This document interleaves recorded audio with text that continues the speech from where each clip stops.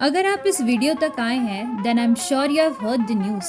Sunita Williams और Barry Wilmore, दो मशहूर एस्ट्रोनॉट्स, इंटरनेशनल स्पेस स्टेशन पे 60 दिन से ज़्यादा टाइम से फंसे हुए हैं।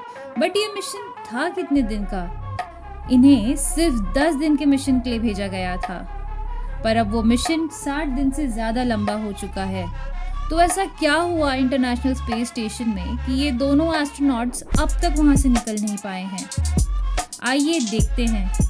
बट उसके पहले अगर आपको वीडियो अच्छा लगे तो आप इसे सब्सक्राइब कीजिए और अपने दोस्तों के साथ शेयर कीजिए।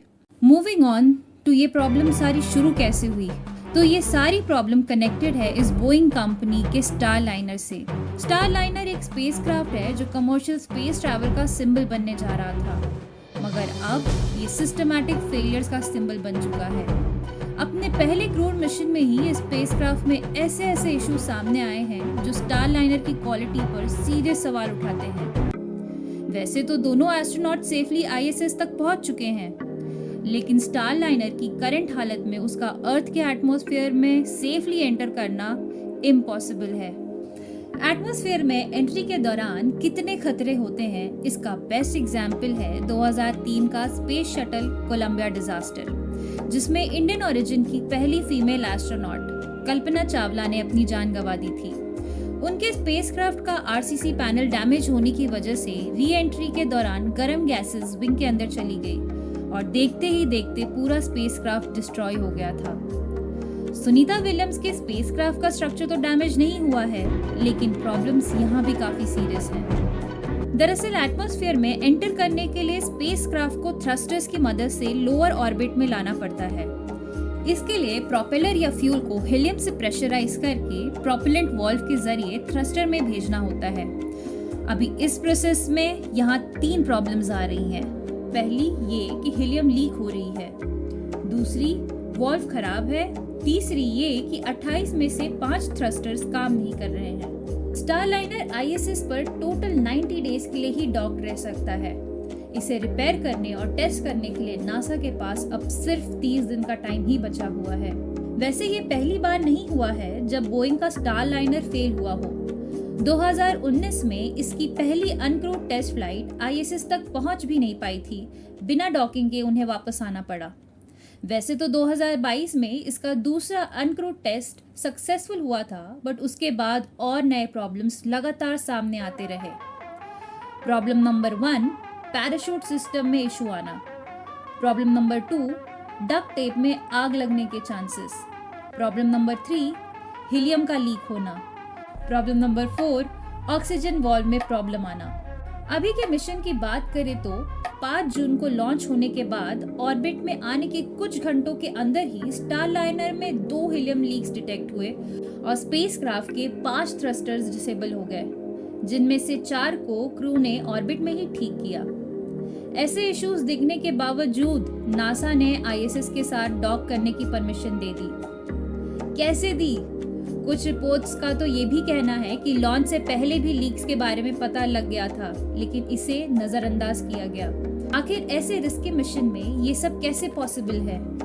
इस वक्त स्टारलाइनर आईएसएस में डॉक्ड है और इसके सभी इश्यूज की टेस्टिंग और चेकिंग लगातार चल रही है।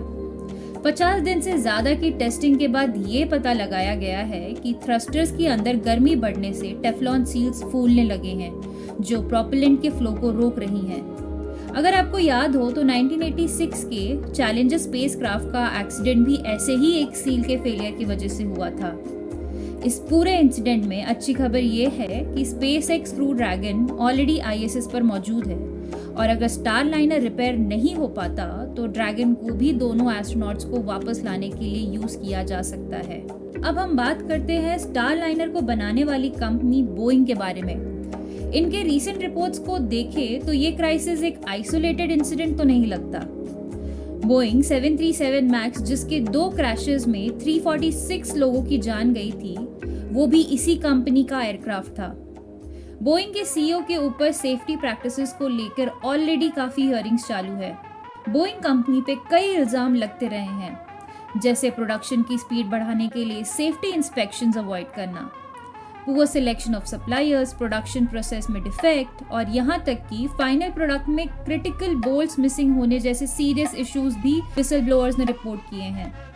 अब स्टारलाइनर मिशन को देखकर तो यही लगता है कि ये इश्यूज अभी भी अनरिजॉल्व्ड हैं और शायद यही रीजन है कि बोइंग कंपनी स्ट्रगल कर रही है और इसके कॉम्पिटिटर्स जैसे रशिया का सोयूज और स्पेसएक्स का क्रू ड्रैगन बिना किसी मिसहैप्स के एस्ट्रोनॉट्स को सक्सेसफुली ले जा रहे हैं। नासा और बोइंग का कहना है कि प्रोग्रेस हो रही है, ग्राउंड टेस्ट और डेटा रिव्यूज चल रहे हैं, लेकिन क्या ये काफ़ी है?